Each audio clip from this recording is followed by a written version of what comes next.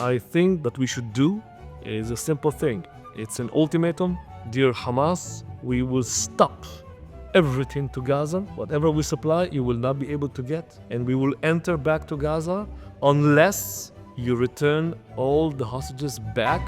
But there's no other way.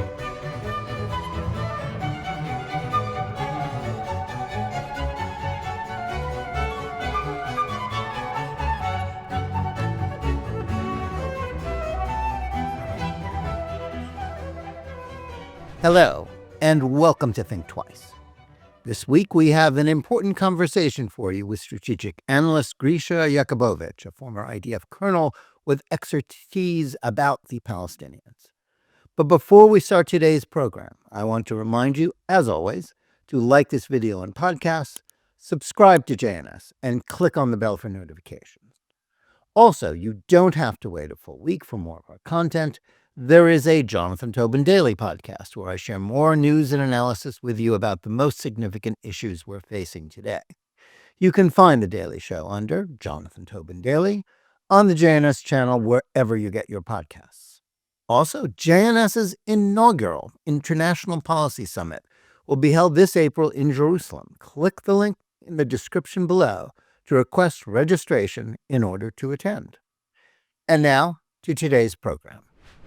What does the future hold for the conflict between Jews and Arabs in the land between, as Israel's enemies like to say, the river and the sea? In the last 16 months, the world has been laser-focused on Gaza and the post-October 7th war, in which Israel has sought to eradicate Hamas in order to prevent more barbaric attacks on the Jewish state, as well as the threat from Hezbollah in the north, as well as Syria from Iran. But what about Judea and Samaria? What is the situation on the ground there? If you read or watch mainstream corporate media outlets, the only thing you hear about is what they insist on calling the West Bank, is that it's a place where Jews are attacking innocent Arabs. But the incidence of Arab terrorism against Jews in that area vastly outnumbers those still relatively rare instances of Jews attacking Arabs.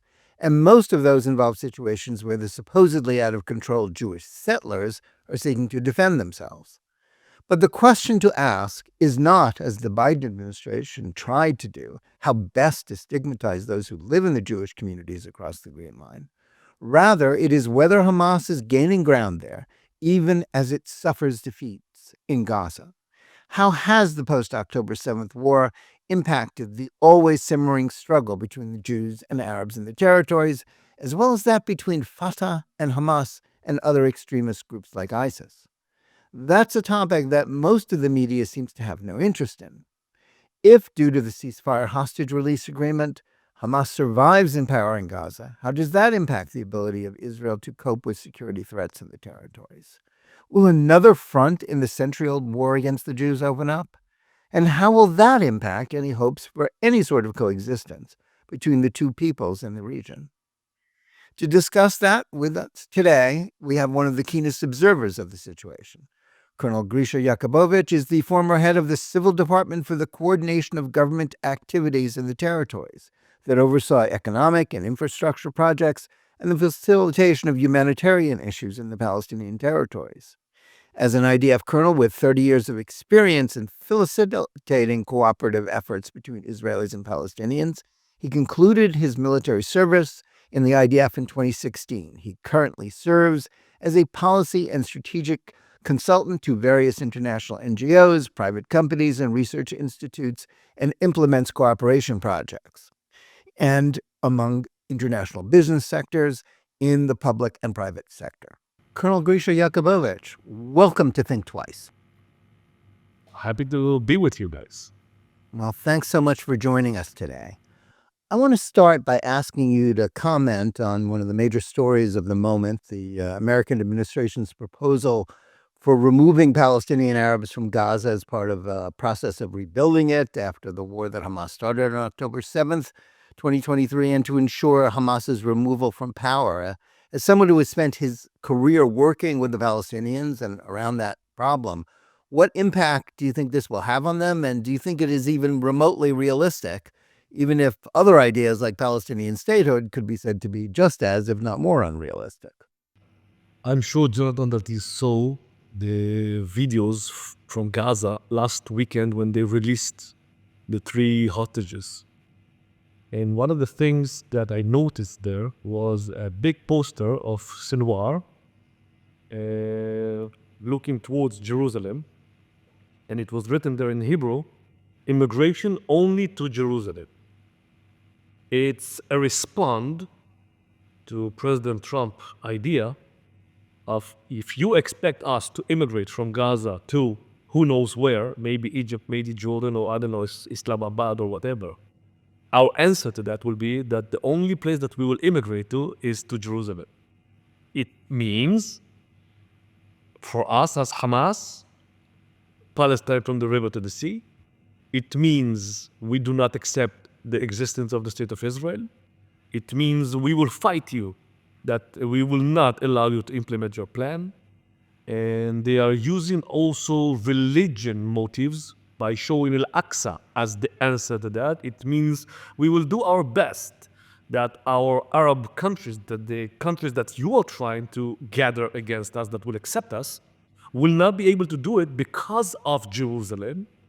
It's a religious motive. We need to be aware of that. And it's also an eye and a finger. It's like, I want to explain a small, short thing, how a victory looks like in the eyes of the beholder. So Hamas claimed that they won this war. If you ask me personally, as a guy that deals with that, we offered them the victory on a plate. Like, guys, take it. How? The moment we stated here in Israel that our goals in this war is to achieve 2 things. 1, to release all the hostages. Have we? No, not yet. Number 2, to eliminate Hamas. Hamas is there. So the moment we failed achieving that, it means they won. So this is how a victory looks like. Now we can laugh, we can say it's Job, we can say, but this is how they see it. Okay. The same thing is with leaving Gaza or implementing the plan. President Trump, this is what you want. No, it will not happen. More than that, we will show you that we will immigrate only to Jerusalem. So they are actually challenging President Trump. They are challenging Bibi by playing a very small game, by throwing a bomb between Bibi Netanyahu and Trump. It's like President Trump said, if they will not release all of them until 12 o'clock noon time last weekend, we will open the gates of hell. And what they actually did, they forced Bibi Netanyahu to continue with the plan and to do things against what President Trump, I would say, announced. Even though President Trump is largely responsible, or one of those responsible for Israel having to accept the plan. Yes, but they understand us so good. They understand and know the West and the way that the West thinks and the way that here in Israel we have those dilemmas and conflicts, that they know how to play with it, okay, in a very, very impressive way, I have to say. Yes, it's my enemy. We would probably kill each other on the battlefield or somewhere else. They would try their best to kill me. They tried to do it in the past. They failed. As you can see, I'm here with you now. And they know how to think, and they understand something about strategy, and they understand something about how to lead and how to build a narrative. And it's, they are actually challenging President Trump. They challenged it. Like small, tiny Hamas. Who are they comparing to Egypt?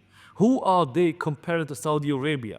Who are they comparing to Jordan? And yet, they call for a challenge to the greatest nation in the world by telling them in a way, or it's a sentence that says a lot.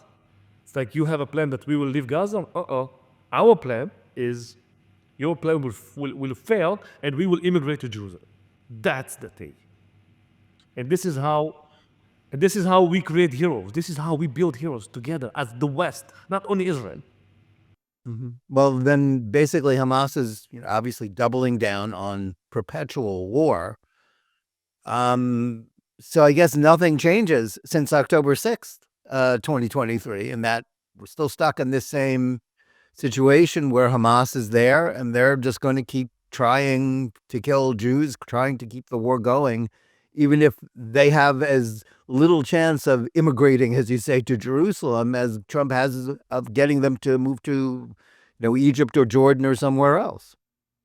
Well, there's a book named Catch 22. I'm sure you read it. Hamas are writing the new book. It's called Catch 44. And they know exactly what they are doing. They know exactly what they want to achieve, and they are working hard to achieve it. Now, we could win this war long time ago. Long time ago. The problem is that we are fighting according to Western values, and they are fighting according to their terror values. So how the world expect us to win when we are actually supplying aid and food and all the logistic needs of our enemies? Can we stop from aid to be donated to Gaza? No, we cannot, because then innocent people will die. It's a different question, are there innocent people in Gaza, okay? Let's not enter to that. We can later. But the enemy is dependent on our goodwill, so they will have food. But if we will stop that aid from being donated to Gaza, they will also make sure that our hostages will starve to death. So they understand our dilemma, and as a society, as a Jewish society, as an Israeli society, that we are obligated to bring them back home, alive, not dead. I think that if we would not state too much at the beginning of the war and actually do things like we stated without stating them, like for example, we stopped supplying electricity to Gaza and we renewed it. Like there's a line that we connected to Deir Balah, and we stopped the supply of water to Gaza. Let's just talk about the facts. We, as Israel, supply only 12% of the consumption to Gaza. Okay, this is what Israel stopped at the beginning of the war. The rest of the water are, I would say, homemade. It's from the underground water, the underground aquifer in Gaza. The water from Israel only improved the water inside Gaza. So we stopped it, and then a few days after, we just returned or renewed it. So we continued supply. And what about internet? This is also something that we supply to Gaza. And food that enters through crossing that we control from them. I've been today in 2 tours in the Gaza envelope, and I've seen trucks full of aid. Bringing the aid to Gaza from the north, from the pedestrian crossing areas that Hamas conquered during the October 7th massacre. So how do you expect us to win when we supply aid to our enemies? How do you expect us to win when we supply them fuel so they will be able to fuel the generators and to continue building rockets? It's like, it's an impossible war that I'm sure that any country around the world would behave differently. Well, I guess you're saying basically Israel can't then win. What can Israel do then about Gaza? Well, I think that this is what we are obligated to do. We need to be honest with ourselves. We need to explain the world that this is the enemy. They use the people of Gaza. They use them as human shields. They use them as they use the suffer of those people. I'm not saying that they're not suffering, okay? There is suffer in Gaza. I know that. I have a friend. I had friends in Gaza. I had people that I know in Gaza. I'm in touch with them. I'm talking to them. Some of them are in Gaza. Some of them are in Egypt. The situation there is very difficult. But the ones who brought it on them is Hamas, not us. And I think that what we should do is a simple thing. It's an ultimatum. Dear Hamas, you have 48 hours. After those 48 hours, we will stop everything to Gaza. Everything. Whatever we supply, you will not be able to get. and we will enter back to Gaza unless you return all the hostages back after 48 hours. This ultimatum that President Trump shared with us is a window of opportunity that we probably lost. But I understand why, okay? Because we need to rescue as many as possible, and maybe later we will do that. But there's no other way. There's no other way, number one. Number two, one of the basic reasons for the failure, okay? One is humanitarian aid, okay? Because the IDF did a great job, okay? Inside Gaza, fighting terror, killing 20,000 terrorists. An amazing, I would say, operational achievements that were not translated to strategic achievements. And sometimes we need to choose the worst case scenario. It means we were supposed to ask the PA, not to ask, but actually to tell them, the Palestinian Authority, go to Gaza, because this is the only thing that will challenge Hamas' civilian role in Gaza. They know each other, they hate each other, they know the culture, they have an interest, they have something very deep planted in them. They have the desire to revenge. After Hamas butchered 700 Fatah officials when they conquered Gaza in June 2007. So why not to use it? The only thing that will challenge Hamas is somebody else that will be there to replace them. And politically, this government could not do that, because how can this government ask the PA that are considered by some ministers as the enemy in the West Bank to do the job in Gaza? So I would say the enemy of my enemy is my friend. And we need to be smart and not to be right. But who am I to take those decisions? Okay. Well, much of the international community has responded to the October 7th war as if it changes nothing about the future of the region, in particular, their belief that there must be a Palestinian state.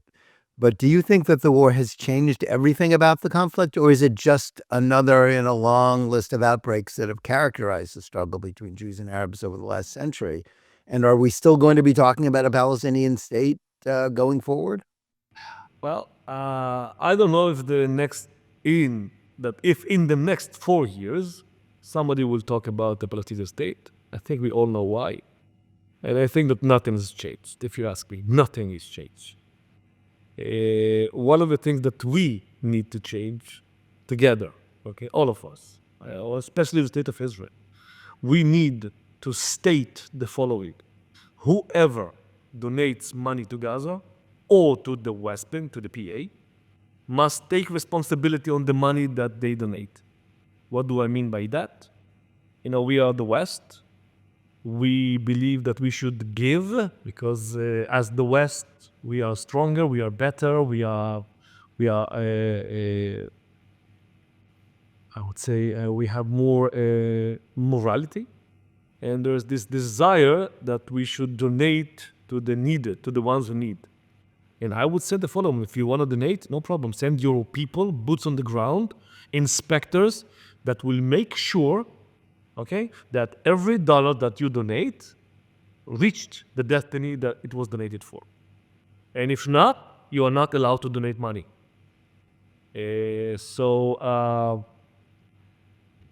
When it comes to money, I have a lot to say about it. And this is actually what Hamas did since 2007. It's like if you would be the Minister of Treasury of Hamas in Gaza, you would make a lot of money. Let's count the money, okay? And let's see how the Daesh community is so amazing. Do you know how many workers worked in Israel until the war, Jonathan? It's not an exam, okay? I'm just asking. Something like 20,000, right? Because I want people to know, okay, to be aware of the facts. All right, okay? Go ahead. Tell us how many. So it's 17,500. We were supposed to reach. I would have said 20, so I was. Yeah. Okay. You were right. You were right, because the number that we stated that we are reaching to 20. Yes, that was the whole idea. You're absolutely right. But let's translate it to money. In Gaza, if you would be a worker and you would have a job in Gaza, you will be paid 30 shekels a day, okay? I would say less than $10. But if you were lucky to win the lottery and you got a permit and you are one of those 17,500 employees, you will be paid 450 shekels a day, meaning 17,500 workers every day. Each one of them makes 450 shekels, 5 days a week, 4 weeks a month, 12 months a year. Check me. It's $500 million cash from Israel into Gaza. Number one. Number two, Qatar sent on a monthly base $30 million to Gaza. 10 million for salaries, 10 million for the needed, and 10 million for fuel. The fuel they bought from Egypt. Why from Egypt? Because it's cheaper. So if you buy from Egypt for, I don't know, half a cent, or I would say 2.4 shekels, and in Gaza, they sold it in a double price. So they made an income in the gap between what they bought and what they sold, okay? Using the money from Qatar.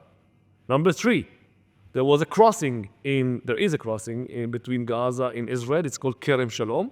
And this crossing served or provided services to 1,000 trucks a day. Who is the sovereign government in Gaza until the war? Hamas. Who taxes the goods on those trucks? Hamas. How do I know it? Ask me how do I know it. I will tell you. I've been the manager of the Palestinian market at the biggest cement company in Israel. And I sold cement to my clients in the West Bank and to my clients in Gaza. My clients in Gaza sent me receipts. And in the receipt, they wrote, what they owe me, what they paid for that, and 8 shekels per a ton for Hamas. 1,000 tons a day, 8 shekels per a ton, just count the money. And it's only trucks. And I sold 1,000 tons a day. What about flour, water, medicines, blankets, okay, etc.? We're talking about millions. Number 4, there is a crossing between Gaza and Egypt. Actually, there are 2 crossings between Gaza and Egypt. One is Rafah crossing, and 2 is, it's called in Arabic, Bab Salah ad-Din. It's another crossing that was operated by Hamas. As-Sisi, the Egyptian president, with Haniya, that we killed in Tehran during the war, agreed that 65% of the goods to Gaza will be imported through Egypt. Why? Because there's a nice guy named El Arjani. He is the owner of a company named Abna Sina, the Sons of Sinai. His partner is As-Sisi's son, and they taxed the goods, and Hamas taxed the goods, and Hamas made an income of $700 million a year. Let's continue. We supplied electricity to Gaza, 38% of the consumption. We supplied 12% of the water to Gaza, 20 million cubic meters of water. We supplied the internet's connections to Gaza. Who pays for it? Not Israelis, not the UN, it's the PA. How? We are collecting the revenues for the PA, and before we deliver the money to the PA, we deduct for what we are supplying to Gaza. How many refugees in Gaza? 1.3 million. Who pays for all their needs? UNRWA, the UN. By the way, by your taxes. By the taxes from the West, okay? Now, what about KfW that fed 300,000 people? What about KfW from Germany that implemented projects? What about the USAID that sent also money through NGOs to help and to build projects? And what about the donations that Turkey made, the donations that Qatar made to build neighborhoods? It's like if I would be the Minister of Treasury of Hamas, I would sit at a table, I will plan my budget here, and I would say, okay, the UN will pay that, and Saudi Arabia will pay that, and Israel will pay that, and the PA will pay that. So what is left for me? Nothing. So all the money that I collect is by taxes in Gaza also. Because if workers work in Israel, they bring this huge income, they can buy more. If they can buy more, I can export and import more to Gaza. So I can increase my tax collections inside Gaza. So actually, we helped Hamas to become millionaires, and the money that they made was used, first of all, to their own leaders, so they also are billionaires, like Mash'al in Qatar and Haniya, they both sit on, each one of them, something like $4 billion. This is their fortune.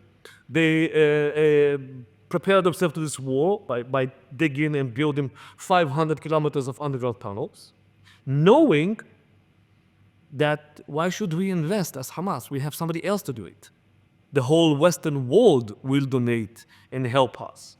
There is a water crisis. We should not deal with that. We have the World Bank to deal with that. There's a sewage crisis. Oh, we have Germany to deal with that. We are not worried about it. We can continue doing what we did. We will continue planning how to free Palestine from the river to the sea or to immigrate to Jerusalem because we have the West that will donate the money for us and do everything for us.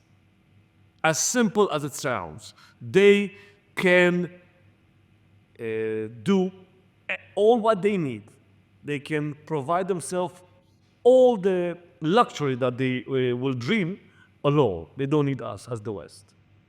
Well, that's a pretty sobering economic picture, which just shows, Hamas is set up to make money. That's, I suppose it's easy to say, well, Israel can just cut it off. But what are the prospects of that? How can you cut it off? Well, that's my question. Yeah, I know. So how can you? Because, Hamas will show a picture. They will send you a video, okay, as somebody from the West, and you will see people suffering. What would you do? Starving children, yeah. Yes, they will stop. They are also confiscating the aid into Gaza. Why? Because they want to hold the aid, they want to hold the money, and they will decide who will get it and who will not. And those pictures of destruction, of people standing in line for food, is something that serves them because it makes the West, the ones that care for people, to open their hearts and their pockets. They know exactly how to do it.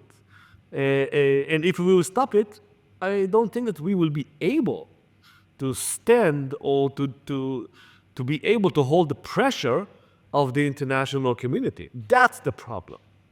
Yeah, which falls for their Hamas's act. Exactly. By the way, why nobody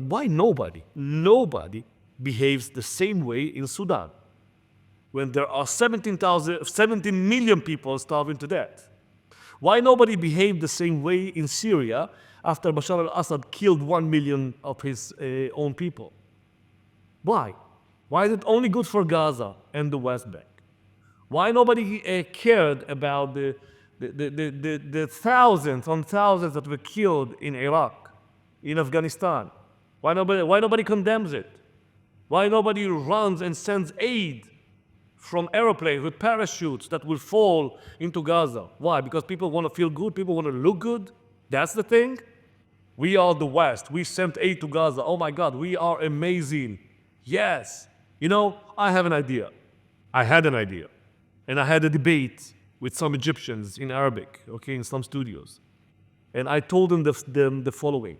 I blame you as Egypt. You are responsible on the massacre on October 7th, exactly like Hamas. Why? Where do you think Hamas got all the weapons? Through Egypt. And who made the money on their back? The Egyptians. Why? Nobody saw it in Egypt. They have no officers, they have no secret service, they have nothing. It's like just, somehow just appeared in Gaza. So if they would implement what the responsibility in this peace reality between us, Hamas would not have this ability inside Gaza.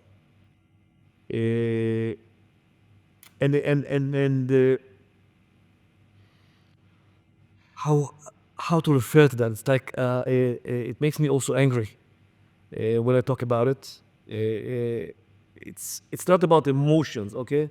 It's about being naive. It's like, how naive can the world be? Why? I'm asking this question, why? And it's like, there is a double standard, maybe?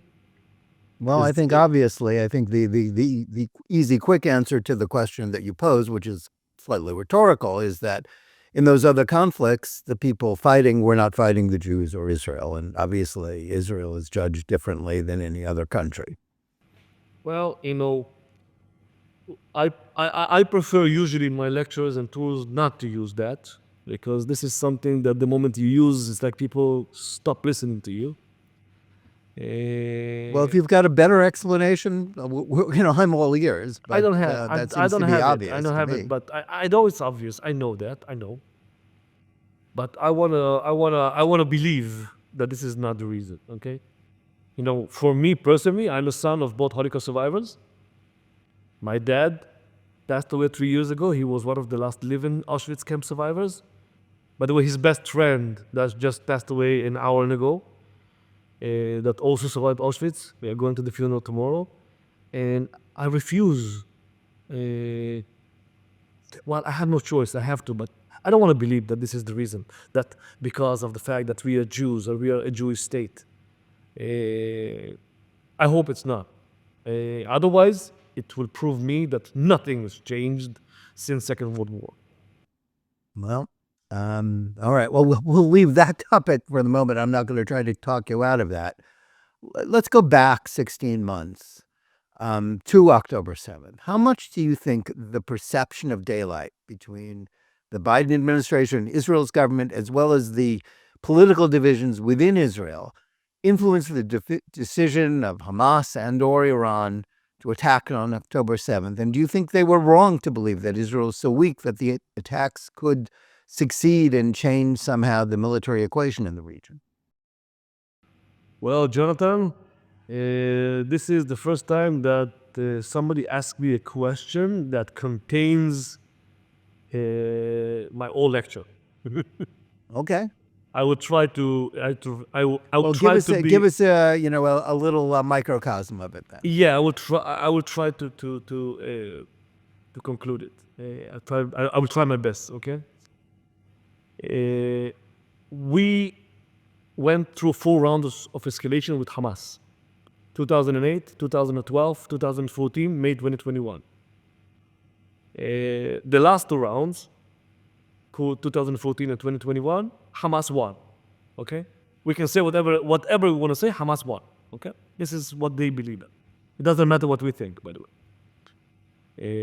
The victory is we, small, tiny Hamas, succeeded to stand against the strongest military in the Middle East. That's how a victory looks like. In May 2021, we, Hamas, succeeded to lead to unification of the arenas and riots in the mixed cities in Israel, the Arab Israelis. It's another piece of the puzzle. And they led a narrative, and in this narrative, they are spreading their philosophy. In Arabic, it's called muqawama. In translation to English, it's resistance. It sounds good to the Western ear. In Hebrew, it's terror. It sounds horrible to the Israeli ear. And they showed themselves as the ones who succeeded to force Israel to kneel, to get on their knees, and to beg for a ceasefire. And to give them whatever they want. Actually, they also created an equation that if you want to get something from Israel, you should use power. Simple as it is. You kidnap a soldier, prisoners are released. You launch rockets, you get more money. You continue launching rockets, you get more water, etc., and etc., etc. So after each round, they got something more. Until June 2013, the Egyptian side was under the Muslim Brotherhood, I would say, president that supported Hamas, that helped Hamas. And then came Sisi in June 2013, and he changed the Egyptian policy towards the Gaza Strip. And he stopped the flow of cash to Gaza by closing the tunnels underground. Only later on, he renewed the crossing that started to work, okay, with the goods, etc.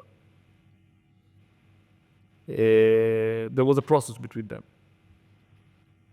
And there were also 3 rounds of escalation between Israel and PIJ, Palestinian Islamic Jihad. May I ask you to guess, what do you think, who won, Israel or PIJ, at those 3 rounds of escalation? Hamas, by the way, were not involved. Hamas sat, and they said we're not going to be part of it. It's between PIJ and Israel. Okay, Palestinian Islamic Jihad, PIJ, Okay. yeah. So Will it surprise you that I will tell you that actually the ones who won are Hamas by doing nothing? Because Page wanted to achieve the same achievements that Hamas achieved. The heroes of the Palestinian street. The ones who launched rockets to the holy places, Al-Aqsa, to Jerusalem. They earned the title the defenders of the holy places. They are the ones who released the prisoners from Israeli jails. Okay? They are the ones who succeeded to lead to unification of the arenas around Israel. Rockets from Lebanon, Gaza, Syria. Amazing. They are the ones who led to riots in the mixed cities in Israel. So when you ask the people who did it all, they will tell you Hamas. Hamas are the heroes. So Hamas wanted Page to fail against Israel. So people in the street will say Page could not. The Palestinian Authority, they are the ones who collaborate with the enemy, with the Jews. They are nothing. The heroes are Hamas. Number two, after Sisi changed the policy toward Egypt, he actually pushed Hamas to Iran. And Hamas approached to Iran and met them, and they told them the following. Your proxy, Page, tried to win for the first time, they failed. The second time, they failed. The third time, they failed. The next time you want to do it, you do it with us. And this is October 7th. All planned by Iran. All Iran hands-made. And they built a narrative that the day after, not the day after the war, the day after Abbas, if there will be elections, who will win the war? The weak ones or the heroes? The heroes. And who will back them? Not the West, not Egypt, actually Iran. So I think what they did, and we need to remember that, this is something that I took from the theory of chaos. You know, the butterfly that moved the wings somewhere in the atmosphere, and somewhere else there is a tornado created by that. This is what happened when Hamas started the war in Gaza. They led to a tornado that led us to hate Hezbollah in an amazing way. It led to the collapse of Syria. It led to, I would say, a new era in the Middle East that will probably be more dangerous than what it used to be. Because the worst terror organizations in the Middle East and in the world were not organizations that were Shia. The horrible ones were actually Sunni. Al-Qaeda and ISIS. They are Sunni, Salafi jihadist organizations. And this is the impact of October 7th. We need to think twice before we attack Iran. Maybe we need Iran. I'm just offering something to think about. Maybe we need Iran to stay strong enough as Iran, weak enough against us as an enemy, but strong enough as a country that we will be able to use against the new domino effect led by the Sunni Salafist jihadists. You know, this El-Julani that the West already, all of them, took airplanes and flew to Syria, like he's the new hero of the West. The leader of the group that has now effectively replaced Assad in Damascus. Yes, but this is the same guy that 4 months ago still butchered people. This is the same guy that burned villages not so long ago, and now he's the hero of the West. We need to think in a Middle Eastern way of thinking. You know who are the ones who told El-Julani, you fly to us, we don't fly to you? Saudi Arabia, MBS, and the Sultan, Erdogan. They know how to behave in the Arab world. We should learn from them. Well, that's a sobering conclusion. Let me move to a different question. In your military career and in your work since leaving the IDF, you've been an advocate of efforts to boost cooperation with the Arab population in the territories, projects to make Judea and Samaria more livable for its inhabitants, regardless of the hostility and the lack of interest in the peace on the part of the Palestinian Authority. How much has October 7th changed your thinking or your analysis of the future of coexistence between Jews and Arabs, or is it as necessary today as before? And how does the Western media narrative about alleged settler violence figure into this? I have to be honest with you, really honest with you, because this is Please do. This is me. 2 weeks before the war, I was about to close a huge deal with a company from Gaza, and I was supposed to import cement from Egypt with them, and to sell the cement to clients in Israel, in the West Bank, and in Gaza. I had a dream. I still have it. And the dream is that let's build bridges for a better future, because they are here to stay. We are here to stay. So let's make money, let's make businesses, let's talk to each other, and let's build bridges for a better future, not for peace. Let's put peace aside. Let's not talk about peace. I think it's a huge challenge for both societies. We are not there. Even before October 7th, we were not there.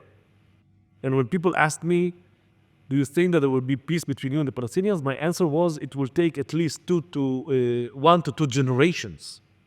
So we will be able to start implementing certain peace between us. But there's a long way till we get there. We need to stop incitement on both sides, especially there. We need to educate the new generations to accept the other and to accept the existence of others. And it's like they also need to do that. And only after they would educate 1 to 2 generations, we will be able to get there. Assuming they are being educated for coexistence rather than against it. Of course. Now, after October 7th, I think that it will take 3 to 5 generations to get there. I think that we are still a country in shock. We are still a country that we need to understand what we went through. It will take us time to heal as a society, as a country, especially as a society. I'm still in touch with my friends in the West Bank. Today, one of my best friends is a Palestinian businessman from Ramallah that I hosted in my house, him and his family, and there's his employee, a Muslim guy from Tulkarem. If you excuse me, I will not share the names, because if somebody will listen to this podcast, they will probably be executed or something like that. I don't know what. And yes, I'm proud that I'm proud to be a friend of them. Okay, we worked together, we traveled together, we had whiskey together, we made businesses together. So yes, I can call them friends. About Gaza, this is a different issue. So I'm the only IDF officer that was honored by a family in Gaza. There's a kid named after me in Gaza. His name is Grisha, that I used to visit once a year, escorted by Dahlan's people, to give him a birthday present. If you get that honor from a family, a Muslim family in this culture, it means you are a good person in their eyes, although I was an officer of the occupation. And as a medic, I save people's life with my hands. Here and there, if people are falling in the street or whatever. And I saved personally 5,000 Gazans during Protected Edge, the round of escalation of 2014, by negotiating the ceasefire for them with the ICRC and the forces on the ground. So I know something about negotiation, I know something about the people. But after October 7th, I don't know what happened to my feelings. I feel nothing to those people. Nothing. Why? I will tell you why. Since the first day of the war, I gave between 3 to 6 to 8 interviews a day in English, in French, and in Arabic. And I heard so many testimonies. I've seen so many pictures, so many images. I've been on the boots on the ground, and I've seen scenes that I've seen things in my life, but not something like that. It's a trigger alert. Okay, I just want to give an example. I heard a testimony of a guy that saw his girlfriend being raped by 25 Nukhba terrorists. 25. And while doing that, they cut her breast and they played football with it. And when they were done, they just shot her between the legs. People found boys tied to trees after they cut some things, okay, to those boys. And they pushed it in places that I don't want to mention. They cooked a baby inside an oven. They burned whole families. Who does something like that? I think even the devil kills faster.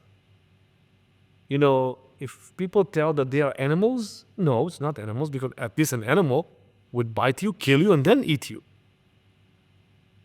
And I don't know what is that. Now, it's not something that surprised me. I've seen things inside Gaza. I've seen them killing each other, okay? I've seen the things that they did to each other. So it's not something that surprised me that they are so cruel, that they can do things that you cannot even imagine, okay? You know, during my service in Gaza as a civil administration officer, as the mayor, you know, everybody that somebody killed in Gaza, they called me, "Hi, Captain Grisha, there is a body somewhere there." So I went there with the police, and then you find somebody, you know, in a situation that the mind cannot even understand. I was shocked from the scale. It's not one or two. It's 3,000 Nukhba terrorists that entered in 3 waves, and after them, another 5,000 Gazans that came, that looted the kibbutzim, the moshavim, and did all those horrible things. You need to hate. The hate must be so high to be able to do what they did. You know, and I even cannot imagine. I cannot even imagine if I would hate somebody so much that I would be able to do things like that as a human being. So it made my thoughts, my feelings, my heart cold. And I do not belong to the right wing in Israel. I don't even belong to the left wing in Israel. I'm a normal human being that knows Gazans, that spent time with Gazans, that talks to Gazans. Even now, I talk to Gazans, okay, in Gaza and Egypt. The mind is blocking me it's blocking my feelings, okay, because of what they did to my kids, to my parents, to my babies. This is how we see it. They killed 1,200 people in Israel that we consider them as our kids, our babies, our parents. That's how we see it. You know, I've been with a tour this morning with pastors, and they asked me about the numbers. So, you know, just to let people understand what is the meaning of that, you know, in September 11, 5,000 Americans were killed during that horrible attack. Actually, 3,000, even less. Yeah. 3,000. I'm sorry. Okay, I'm sorry. I remembered somehow 5,000. Okay, my mistake.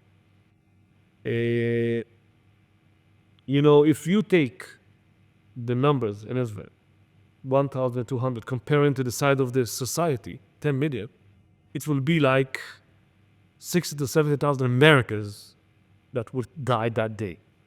How will America respond to such?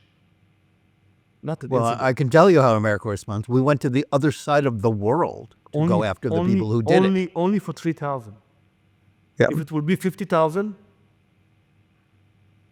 or 60,000, this is what happened to us. It's like, just imagine that in America, 50,000 people would be killed by evil. I think that America would probably, I don't know, smash them like cockroaches. Absolutely. And what? We have no right to defend ourselves? They started the war. And we need to provide the answers. What is wrong to this with this world? Yes, I do agree and accept that we are not them. And I don't want anybody to compare us to them. That's why we will do it in a Western way of, with our values as Westerns. But we need to change it a little bit. We need to be not a Western democracy. We need to be a Middle Eastern democracy. A little bit different. And this is the time to change it. And the world should understand it. Because if we will not stop it here, it will reach to each one of your neighborhoods in the future. Yeah, I think that's very true. I want to talk a little bit more about what's going on in Judea and Samaria. How has the October 7th attacks and the subsequent war changed our calculations about what Hamas's goals are, as well as its ability to challenge Fatah and ultimately control the Palestinian Authority at some point in the future, in Judea and Samaria? Well, I will be shorter this time. Hamas are leading a narrative that they are the heroes of the Palestinian state. So in any survey, what you will see that if there will be elections, Hamas will win the elections easily. People love heroes. Well, that's why Abbas is serving in the 20th year of the 4-year term to which he was elected, yes, right? yeah, but he's also 87. Eventually, he will leave us naturally, or somebody will help him. When I want to make somebody really angry in the West Bank, you know what I tell them? Guys, did you know that his dad lived to the age of 102? And then they say, oh my God, no way. And the grandpa till 103, I think. And they are very disappointed from him. One, they are very disappointed from the PA. Two, the PA are very corrupted. Three, they consider them as collaborators with Israel. Four, Hamas are the heroes. They created and built this narrative. The ones who brought the achievements to the Palestinian society are Hamas, not the PA. And Iran is a challenge because they are trying to lead to that chaos using Jordan as the weak spot, the smuggler weapons into Judea and Samaria. And this is the reason why Abbas is trying to collaborate unofficially with Israel and to fight terror in the West Bank. He's trying, but with lack of success. The problem will be when he will leave us. And when he will leave us, what will happen in the West Bank, this is what I predict. I wrote it in articles, I have it in my presentations. What we predict is that there will be a civil Palestinian war that actually started in June 2007 in Gaza and continues until now because they execute Fatah officials still during the war in Gaza. And the same thing will happen in the West Bank because the narrative that Mahmoud Abbas leads is a narrative that says no to violence. By the way, I met him a few times and I do believe him that this is what he means. And he said, I have to say, a brave leader, and he said, the biggest mistake that we did as Palestinians is that we used power. It's about time we change it, and we use the international community, we use the legitimacy, we use negotiation. Let's be a modern, I would say, society. But people look at him and they challenge him and they ask him, what did you achieve, Mr. Abbas? Have you freed some prisoners? No. You freed some land in Area C? No. Israel gave you something big? No. I don't know. What did you achieve? He achieved zero, nothing. Nothing. And he's corrupted. Hamas are also corrupted, but people forgive them because they are the heroes. So the day after Abbas, his own people will also adopt the narrative of muqawama, resistance, like Yasser Arafat in the past. And then we have jihad, Hamas, and Fatah, the whole three adopting the narrative of muqawama, resistance, terror, and they will fight each other. And to buy the hearts of the people, there will be a competition of who will kill more Jews. This is the reality as I see in the West Bank, unless something big will change and happen. I don't know. A different. Well, I guess that leads to my question. Many people in the international community and the United States, and even some in Israel, still talk about the importance of strengthening the Palestinian Authority, Fatah, against, at the expense of extremists from Hamas or ISIS or anybody else. Is that possible, or is this just another leftover failed paradigm from the Oslo era? I think that we are about to enter, or we already entered, to a path that leads us to one tragic event, is another round of escalation in the West Bank. It's like the third Intifada. And only after that, and after we will hit them hard, only then we will be able to maybe start with new arrangements. I don't see any other option. As again, it's not that I want war. I hate it. It will also harm my business. As I mentioned, of course, I want it not to happen. I want to see peace. I want to see a strong PA that will stop with the incitement in schools and fight terror. But they cannot fight terror on one hand and continue the incitement in schools on the other hand. It doesn't work like that. And maybe there's a small chance that we will be able to change it, only if the international community will demand from the PA to lead a huge change in schools, in universities, in the streets, and be brave, loud and clear, to say, we support Israel, we are part of this process. We want to see that the people in the West Bank and Gaza, we will want to create a better future for them, not like Hamas. But I don't think that they are brave enough to do it. Well, there seems to be forces pushing them in the other direction, obviously, as anti-Zionism becomes more fashionable, certainly in Europe and to some extent in America maybe as it's well. about time, Jonathan, that the international community will stop donating money to the PA.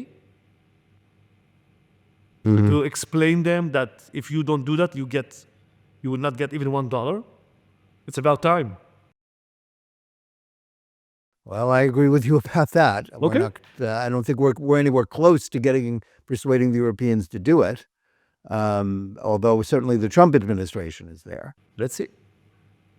I think that there's no other way. No other way. Because what we did in Gaza, I invented it in the West Bank with Brigadier General Avi Gil, okay? We did it together when we both commanded the Tulkarem, we call it the Ephraim district. And we implemented what Avi learned in the Marines, it's called soft power. So we succeeded by soft power to change some huge things in the West Bank, creating new interests.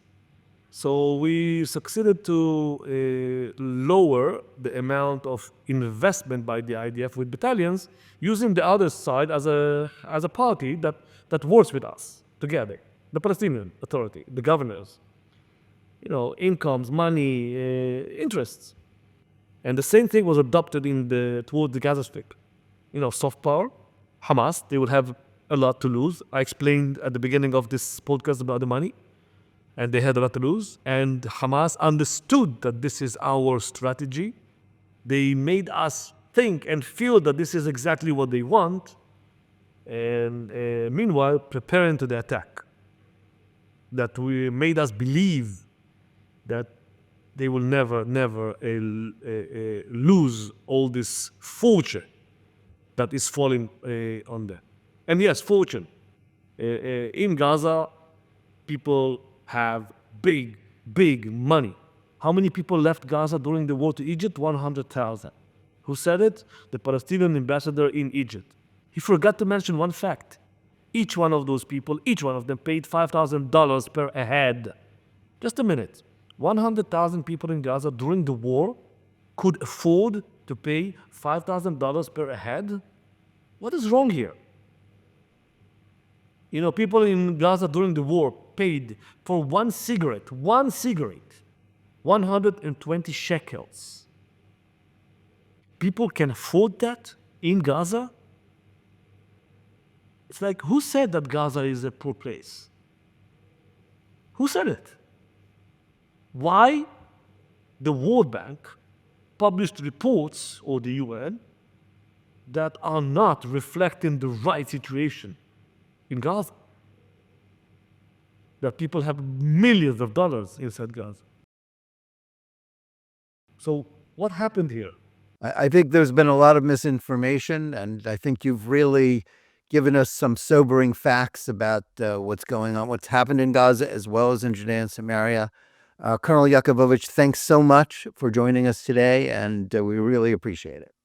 We also want to thank our audience. Please remember to tune in every day for Jonathan Tobin Daily Edition, whether you're listening to us on one of our podcast platforms or watching us live on Facebook or X or on the JNS YouTube channel.